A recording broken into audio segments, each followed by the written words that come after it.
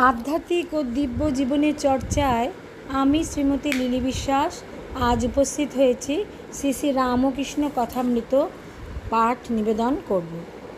প্রথমে ঠাকুরের প্রণাম মন্ত্র দিয়ে শুরু করছি। ওং স্থাপকায় চ ধর্মস্য সর্বধর্মস্বরূপিণে অবতার বরিষ্ঠায় শ্রীরামকৃষ্ণায় তে নমো নমঃ। জয় ঠাকুর, জয় ঠাকুর, জয় ঠাকুর। ষষ্ঠ খণ্ড, প্রথম পরিচ্ছেদ। কলিকাতায় বলরাম ও অধরের বাটিতে শ্রীরামকৃষ্ণ। ঠাকুর শ্রীরামকৃষ্ণ দক্ষিণেশ্বর মন্দির হইতে কলিকাতায় আসিতেছেন। বলরামের বাড়ি হইয়া অধরের বাড়ি যাইবেন, তারপর রামের বাড়ি যাইবেন। অধরের বাড়িতে মনোহরসায় কীর্তন হইবে, রামের বাড়িতে কথকতা হইবে। আজ শনিবার 20শে জ্যৈষ্ঠ, কৃষ্ণা দ্বাদশী, 2রা জুন 1883 খ্রিস্টাব্দ।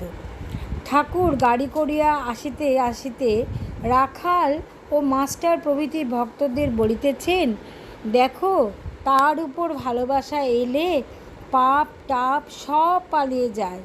সূর্যের তাপে যেমন পুকুরের জল শুকিয়ে যায়।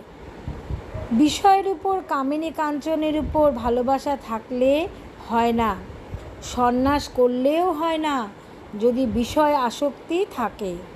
যেমন থুতু ফেলে আবার থুতু খাওয়া। কিয়ৎক্ষণ পরে গাড়িতে ঠাকুর আবার বলিতেছেন, ব্রহ্মজ্ঞানীরা সাকার মানে না। সহাস্যে নরেন্দ্র বলে পুত্তলিকা, আবার বলে উনি এখনও কালীঘরে যান। ঠাকুর বলরামের বাড়ি আসিয়াছেন। ঠাকুর হঠাৎ ভাবাবিষ্ট হইয়াছেন। বুঝি দেখিতেছেন ঈশ্বরী জীব জগৎ হইয়া রহিয়াছে, ঈশ্বরী মানুষ হইয়া বেড়াইতেছেন। জগন মাতাকে বলিতেছেন, মা এ কি দেখাচ্ছ, থামো, আবার কত কি। রাখাল টাকালকে দিয়ে কি দেখাচ্ছ, রূপ সব উড়ে গেল। তা মা, মানুষ তো কেবল খোলটা বই তো নয়, চৈতন্য তোমারই। মা, ইদানিং ব্রহ্মজ্ঞানীরা মিষ্ট রস পায় না, চোখ শুকনো, মুখ শুকনো। প্রেম ভক্তি না হলে কিছুই হলো না। মা, তোমাকে বলেছিলাম একজনকে সঙ্গী করে দাও আমার মতো, তাই বুঝি রাখালকে দিয়েছ? ঠাকুর অধরের বাড়ি আসিয়াছেন। মনোহরসায় কীর্তনের আয়োজন হইতেছে। অধরের বৈঠকখানায় অনেকগুলি ভক্ত ও প্রতিবেশী ঠাকুরকে দর্শন করিতে আসিয়াছেন। সকলের ইচ্ছা ঠাকুর কিছু বলেন শ্রীরামকৃষ্ণ ভক্তদের প্রতি। সংসার আর মুক্তি দুই ঈশ্বরের ইচ্ছা। তিনিই সংসারে অজ্ঞান করে রেখেছেন, আবার তিনি ইচ্ছা করলে যখন ডাকবেন তখন মুক্তি হবে। ছেলে খেলতে গেছে, খাবার সময় মা ডাকে। যখন তিনি মুক্তি দেবেন তখন তিনি সাধুসঙ্গ করিয়ে নেন, আবার তাকে পাবার জন্য ব্যাকুলতা করে দেন। প্রতিবেশী মহাশয়, কীরকম ব্যাকুলতা? ঠাকুর শ্রীরামকৃষ্ণ, কর্ম গেলে কেরানির যেমন ব্যাকুলতা হয়, সে যেমন রোজ অফিসে ঘোরে আর জিজ্ঞাসা করে, হ্যাঁ গা কোনো কর্মখালি হয়েছে?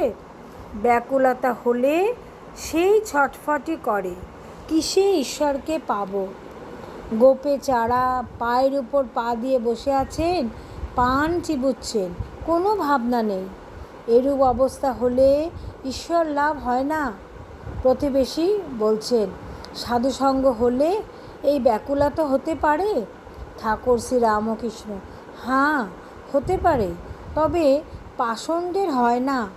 সাধুর কমণ্ডলু চার ধাম করে এলো, তবু যেমন তেতো তেমনই তেতো। এইবার কীর্তন আরম্ভ হইয়াছে। গোস্বামী কলহান্তরিতা গাহিতেছেন, সখী রাধে কৃষ্ণ মেঘে বরিশন হতো, কিন্তু তুই মান সঞ্জাভাতে মেঘ ওড়াইলি। তুই কৃষ্ণ সুখে সুখী নস, তাহলে মান করবি কেন? শ্রীমতী: সখী, মান তো আমার নয়, যাব মান তার সঙ্গে গেছে, যার মান তার সঙ্গে গেছে। সবহু মিলি কয়লি প্রীত, কই দেখাইলি ঘাটে মাঠে, বিশাখা দেখাইলি চিত্রপটে। এইবার কীর্তনী গোস্বামী বলছেন যে রাধাকুণ্ডের নিকট শ্রীকৃষ্ণকে অন্বেষণ করিতে লাগিল। তারপর যমুনা পুলিনে শ্রীকৃষ্ণ দর্শন, শ্রীদাম সুদাম মধুমঙ্গল সঙ্গে বৃন্দার সহিত শ্রীকৃষ্ণের কথা, শ্রীকৃষ্ণের যোগী বেশ, জটিলা সংবাদ, রাধার ভিক্ষা দান, রাধার হাত দেখে যোগীর গণনা ও ফাড়া কথন, কাত্যায়নী পূজায় যাওয়ার আয়োজন কথা। কীর্তন সমাপ্ত হইল। ঠাকুর শ্রীরামকৃষ্ণ ভক্ত সঙ্গে আলাপ করিতেছেন। ঠাকুর গোপীরা কাত্যায়নী পূজা করেছিলেন, সকলেই সেই মহামায়া আদ্যাশক্তির অধীনে। অবতার আদি পর্যন্ত মায়া আশ্রয় করে তবে লীলা করেন, তাই তারা আদ্যাশক্তির পূজা করেন।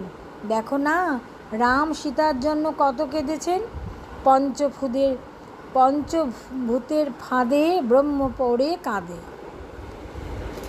আজকে শ্রী শ্রী রামকৃষ্ণ কথামৃত পাঠ এই পর্যন্ত। সকল ভক্তমণ্ডলীকে জানাই শ্রদ্ধা, অভিনন্দন, শুভেচ্ছা। সকলে ভালো থাকবেন, সকলকে ভালো রাখবেন। হরি ওম তৎসৎ। জয় ঠাকুর, জয় ঠাকুর, জয় ঠাকুর, জয় ঠাকুর। হরি ওম তৎসৎ। ওম শান্তি, ওম শান্তি, ওম শান্তি।